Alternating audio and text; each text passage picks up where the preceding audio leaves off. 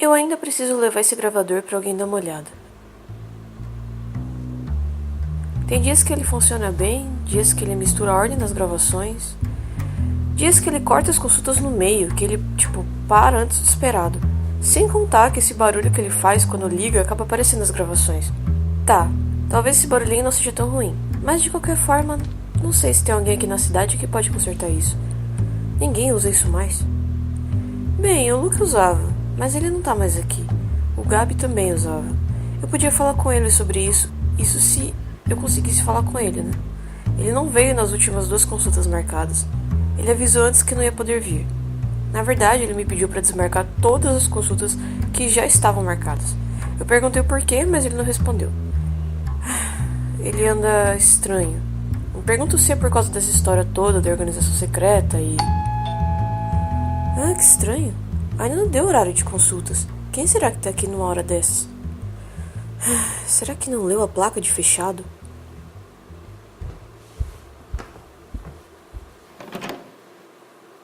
Luke?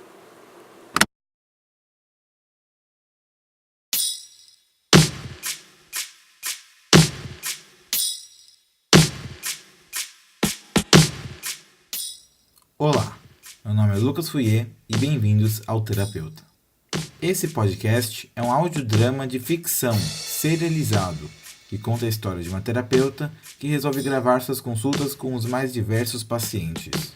Novos episódios saem todo último dia do mês. Mesmo que não totalmente necessário, é recomendado que você escute os outros episódios do podcast antes de vir para esse. Quando você terminar de ouvi-los, esse ainda vai estar aqui, te esperando. Esse é um episódio bem especial que marca o fim do ano 1 do terapeuta. Lembrem-se sempre de ficar até o final do episódio, onde falaremos mais sobre o episódio e sobre o podcast num todo. Agora, relaxe-se e escute o 11º episódio do Terapeuta.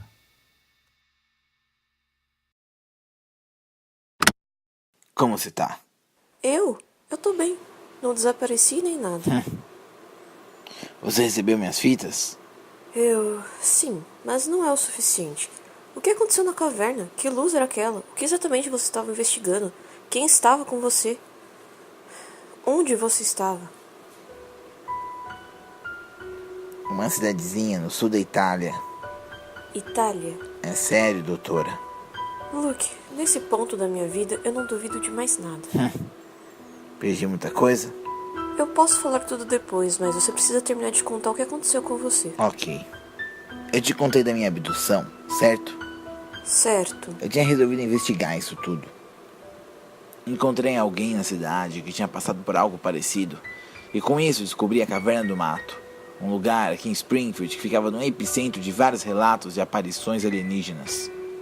Eu fui pra lá com a ajuda do meu amigo e encontrei um ovo. Um ovo? Um ovo. Então, tudo isso foi por causa de um ovo? Sim, bem, mais ou menos. Eu não entendia o que fazer com aquilo, o que aquilo significava. Só sabia que alguém estava me ajudando. Ajudando? Como? Achei que você já entenderia, doutora, o propósito do ovo. Mas tudo bem. Na época eu também não sabia. Eu cheguei em casa naquele dia. Fiquei horas olhando para aquele ovo. Até que eu não aguentei mais. Joguei ele no chão de raiva.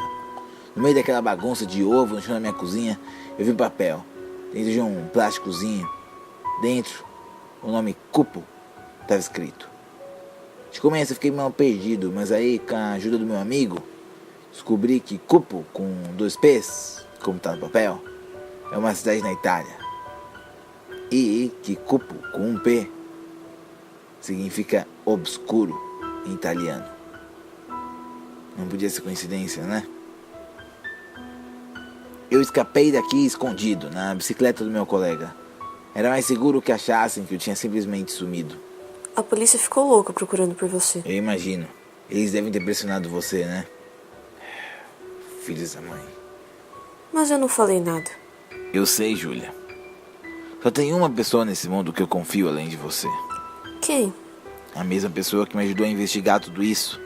Me emprestou a bicicleta, que te entregou a fita. O Gabi. Gabi? Gabi Fontes? Eu conheci ele um dia na saída desse mesmo consultório. Um momento de pura coincidência. Eu cheguei mais cedo, ele foi liberado mais cedo também e você tinha que arrumar suas coisas ainda. Nós acabamos descobrindo vários gostos em comum, tipo teorias e rock and roll. Decidimos que iríamos ajudar um ao outro. Quando eu decidi ir pra Itália, ele prometeu que traria a fita pra você, ainda aproveitando que teria uma consulta naquele dia. Filho da mãe. Ele foi o motivo de eu ter vindo aqui. A verdade é que eu voltei para Springfield já tem umas semanas. Eu queria ter vindo, mas tinha que esperar o momento certo, sabe? Quando o Gabi resolveu fugir, ele me pediu para te entregar algo. Fugir? Você deve ter percebido que o Gabi tá meio sumido esses tempos. Tudo o que você precisa entender tá nesse papel aqui. O que é isso? Ele escreveu tudo o que tinha pra falar pra você. Disse que a situação tá perigosa demais até pra entregar uma fita igual a mim. Eu vou te deixar agora, doutora, pra você ler o papel. Espera, Luke. Você não terminou de contar o que aconteceu na Itália? Eu sei.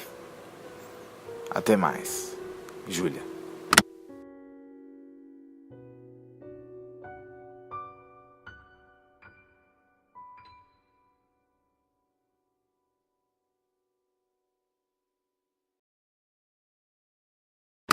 Boa tarde, doutora.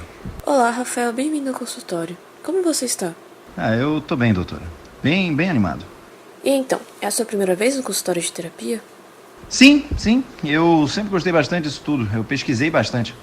Eu gosto sempre de aprender e ensinar também. Eu era professor de física. Ah, que legal. Eu gosto bastante de física. Mas eu acabei sendo expulso. Aliás, eu fui expulso injustamente da escola. Porque eu era... Era? Perigoso. Perigoso como? Como é que eu posso dizer? Eu explodi parte do laboratório da escola. Mas em minha defesa não foi minha culpa. Tá, você me pegou. Foi culpa minha, sim. Mas o que aconteceu? Olha só, vou explicar. Eu tentei fazer uma cópia de um experimento que eu tinha feito já, que era um deslocador de partículas. Em termos leigos, seria o teletransporte. Eu sabia que aquilo ali tinha uma chancezinha de explodir, mas, eu como um cientista, eu tinha que tentar, pelo bem da ciência. Você me parece muito novo para um cientista maluco. Olha, eu prefiro o termo físico maluco. E esse teletransporte funcionava. Eu tinha ele na minha casa, mas era muito grande, eu não podia levar para algum outro lugar. Eu acho que o problema era eu não ter um teletransporte pro teletransporte. Depois eu fiquei pensando nesse... Mas enfim, ninguém na época acreditou em mim, quando eu falei do meu experimento e tal. Então eu tentei criar uma versão menor dele dentro do colégio. Só que usando os materiais de lá, né? Mas é uma escola pequena, não tinha muita coisa para usar. Então eu tive que improvisar. Peguei talher, caneta, caderno, tudo que tinha. Aí o resultado não foi exatamente o que eu esperava. Teve uma pequena explosão. Uma pequena explosão que destruiu o laboratório inteiro? Eu digo pequena porque não foi a maior que eu já provoquei. Mas foi sim a maior que eu já fiz num espaço fechado. Ok. E agora, com que você trabalha? Eu sou um inventor. Eu passo o tempo todo inventando coisas na minha garagem, estudando a física delas. Apesar de eu ter vários pequenos experimentos, tem algo específico que eu venho estudando. Eu tenho estudado sobre os universos paralelos. Oi? Pois eu acredito fortemente na teoria de um multiverso. É um negócio que eu tenho estudado há anos e, olha só, eu acredito que existe muitos universos de infinitos universos dentro dos universos. Não sei se você está conseguindo me entender. Você pode me explicar isso melhor? Imagina o nosso universo. Várias pessoas sempre falam lá que existem milhares e milhares de planetas, sempre um número assim muito grande. Mas eu acredito de verdade que o universo é infinito, não dá para medir. Agora, imagina vários universos paralelos. Alguns muito parecidos com os nossos, outros nem tanto. e pensa que toda decisão que você não tomou, cada micropossibilidade ou impossibilidade que não aconteceu aqui, é possível em um outro lugar. Existe uma teoria na física que dá como exemplo uma partícula. Para saber a posição de uma partícula, a gente teria que iluminar ela. Mas como a luz conduz energia e impulso, essa partícula seria deslocada, mudando a sua posição e direção. É como o famoso gato de Schrödinger, que está vivo e morto ao mesmo tempo. Mas nesse caso, até você iluminar a partícula, ela tem várias possibilidades de posição. Ela pode estar em qualquer lugar. E quando a gente ilumina ela, ela muda. Essas outras possíveis linhas de tempo são jogadas fora, da mesma forma que as decisões que você não tomou. Nossa, pesado. Mas e se essas linhas de tempo ainda existirem? Se elas existirem, mas em outra realidade? E como as coisas mudam e as decisões são deixadas toda hora, isso me faz acreditar que o número de universos paralelos também é infinito. Eu sempre amei física. Eu também acho. A física realmente é maravilhosa, doutora. Esses universos todos paralelos estão dentro de um multiverso, um grupo de universos mesmo. Tá entendendo? Certo, faz sentido. Só que ninguém nunca tinha descoberto como transportar algo para um outro universo. Ninguém tinha até chegar você. Exatamente, doutora. Quando meu teletransportador explodiu, eu fui investigar o que tinha acontecido. E aí, estudando onde deu errado, eu entendi o que eu precisava para acessar um outro universo. E você conseguiu mandar algo para lá? Doutora, você tem um pedaço de papel e um lápis? Claro. Vamos dizer que cada um desses pedacinhos de papel aqui são um universo. Certo. Quando eu atravesso os universos, usando como exemplo esse lápis aqui, a gente atravessa os universos. Uau. Muito maneiro, né? Mas veja bem esses papéis, doutora. Não dá para usá-los. Por quê? Ué? Porque eles estão furados, rasgados. Exatamente. A verdade é que existem esses furos muito pequenos entre os universos, por onde a energia é transferida.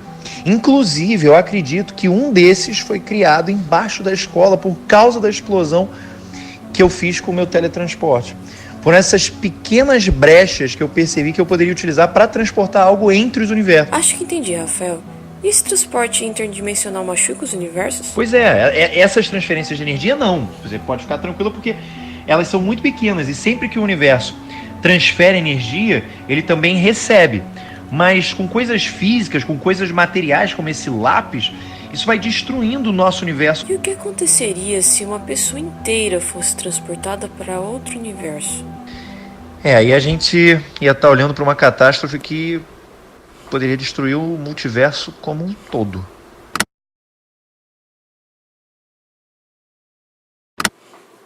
Isso é loucura. Uma pessoa que sumiu há muito tempo, e isso tem me deixado doida, de repente aparece com histórias malucas sobre o que aconteceu. E agora o Gabi some e me deixa essa carta. Eu não sei se devo ler, mas eu acho que eu devo.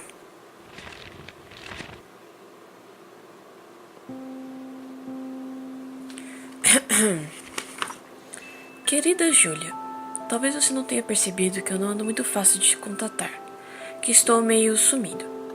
Bem, talvez não tanto quanto o Luke estava, mas sumido mesmo assim. Apesar de ele não estar mais tão sumido, certo, doutora? Como foi vê-lo depois de tanto tempo? Não responda isso, era uma pergunta retórica. Essa é uma carta e você não deve respondê-la.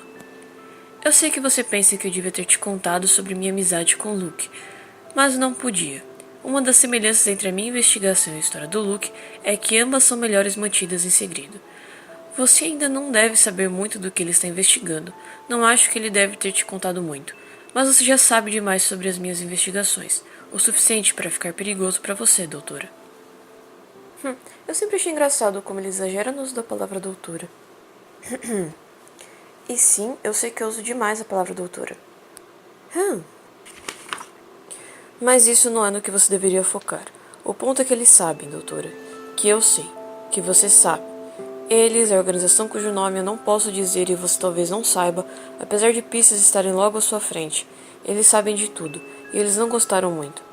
Na verdade, eles esperavam que eu os investigasse e facilitaram um pouco as coisas para eu os achar. Eles me ofereceram uma vaga, doutora, trabalhar para eles. Eu pensei bem antes de aceitar. Pelo que eu tinha visto deles, eles usam do que precisar para conseguir o que querem. E eu não vou muito com a cara deles. Mas eu tive 2 bons motivos para aceitar. Um, que eu posso investigá-los de dentro e acabar com a organização por de dentro dela. E 2, que se eu aceitar, talvez eles a deixem em paz. Eu não vou voltar por um bom tempo, doutora. Eu peço que você me ajude nisso. Pessoas vão logo perceber algo de errado, que eu sumi. Não conte nada pra ninguém. Nada e ninguém estão marcados em negrito. Eu confio sempre em você, doutora. Espero que você confie em mim. E tome cuidado, doutora. Não caia muito fundo no buraco do coelho, porque eles sabem de você. E eu estou fazendo o meu melhor para tirá-los da sua cola. Até mais, doutora. Assinado Gabi. E do outro lado da carta tem um pequeno desenho de um ovo. O que será que... Putz, olha o horário. Eu vou ter que deixar pra pensar nisso depois. Meu próximo paciente está chegando.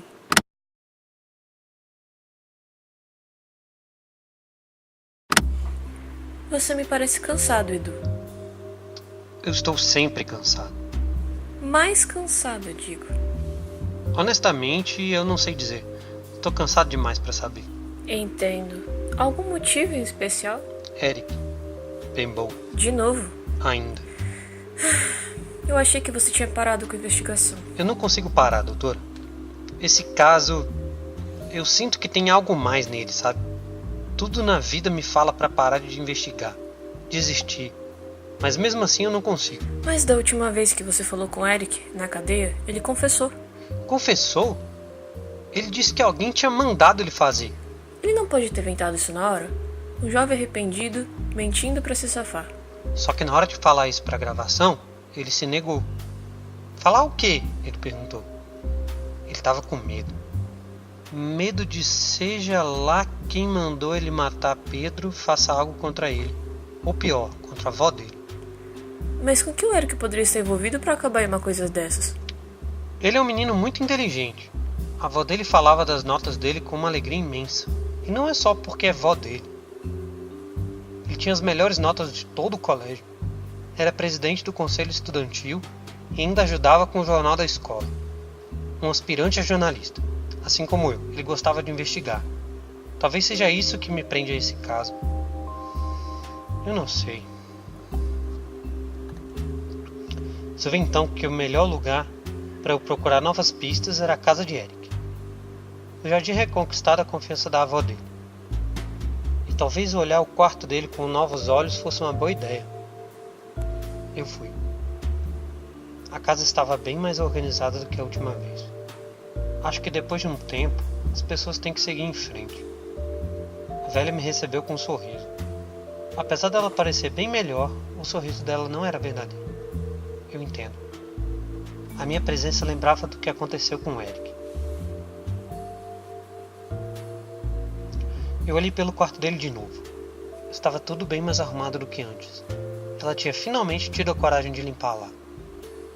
Eu vi uma caixa vermelha, pequena. Era naquela caixa que a arma tinha sido entregue para ele. Eu abri a caixa lentamente, mas estava vazia. A única coisa peculiar que tinha era o desenho de um ovo.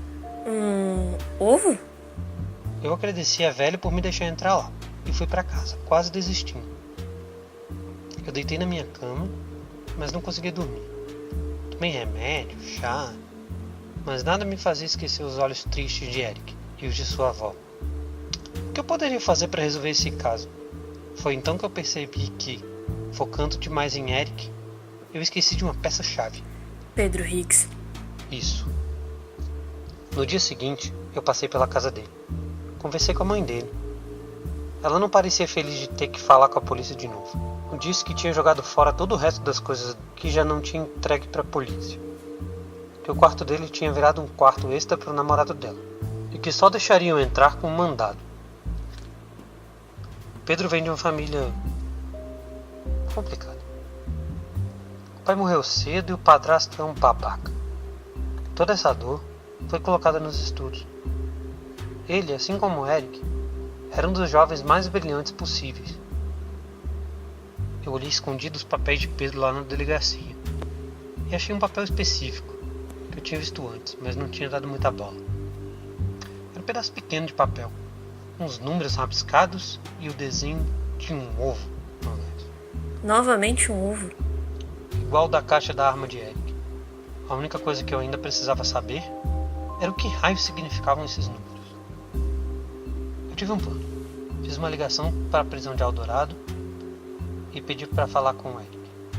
Quando ele atendeu, usei um daqueles programas para fazer daquelas vozes robóticas assustadoras, sabe? E falei o número.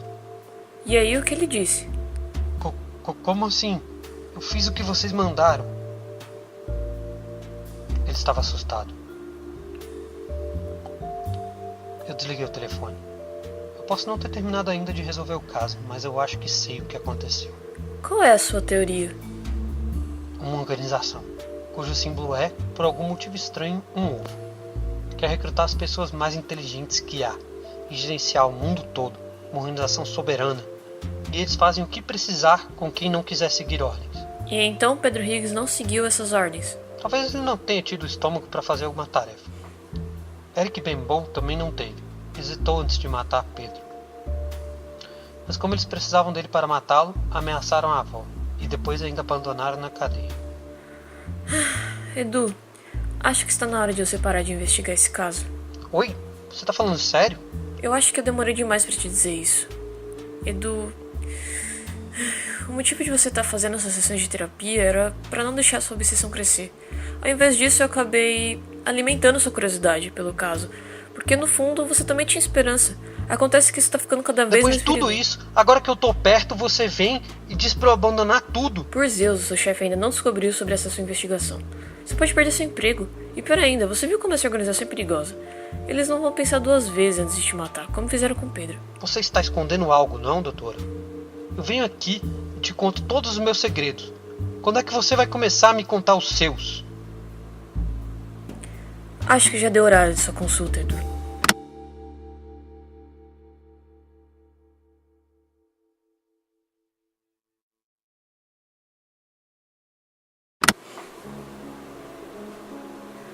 O Edu falou de uma possível organização secreta que utiliza um ovo como símbolo.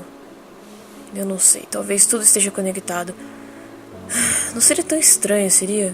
Não com tudo isso que vem acontecendo nos últimos tempos. Talvez essa seja a mesma organização que o Gabi estava investigando. O Edu falou que acredita que eles estavam recrutando pessoas inteligentes. E se eles queriam o Gabi, faz todo sentido. Mas se eu estiver certa, o Edu tem que parar de investigar agora. Se eles mataram Pedro, fizeram isso com Eric. Levaram Gabi. Bem, na verdade ele foi por si próprio, né? Eu fico imaginando se ele vai voltar um dia. Pelo menos o Luke voltou. Eu imagino que o Edu vai achar quando descobrir isso. Isso se ele descobrir. Se o Luke resolver se esconder, acho que ninguém consegue achá-lo. E esse ovo que o Edu mencionou? Pode ter alguma relação com o ovo na caverna, ou... Eu sinto que eu tô começando a ficar louca. Ovos em cavernas, alienígenas, pessoas que aparecem, pessoas que somem, viagens interdimensionais, investigações policiais. Isso sem contar palhaços depressivos, pessoas viciadas em trocadilhos, que mudaram de corpo, assassinos, terapeutas, uma menina ansiosa, um youtuber, um menino apaixonado, um idoso inconformado, atendentes de telemarketing. A terapia é realmente para todos. Esse último ano tem sido o mais louco da minha vida. Mas ao mesmo tempo, um dos melhores. Eu comecei o dia de hoje falando mal desse gravador, mas acho que essa foi a melhor coisa que aconteceu comigo nesse último ano. Mesmo que não faça muito sentido, eu sinto como se tivesse alguém do outro lado me ouvindo. E com tudo isso que tem acontecido, quem sabe não tenha mesmo.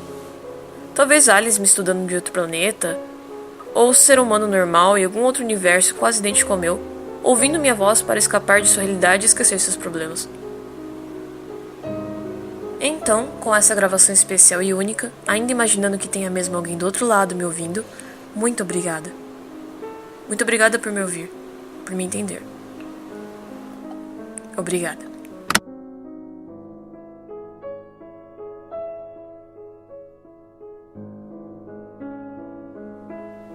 Obrigado por escutar o 10º episódio do Terapeuta. Esse podcast é criado e roteirizado por Lucas Fouier e produzido por Júlia Brasolin e Lucas Fouier. A voz da terapeuta é de Júlia Brasolin. Esse episódio também tem as vozes de Lucas Fouier, Rafael Studart, dos Castro Brothers, e Eduardo Parente, do Epicast. Mês que vem, o Terapeuta vai fazer 1 ano de seu lançamento. E esse episódio marca o fim do ano 1 do podcast. A primeira temporada, digamos.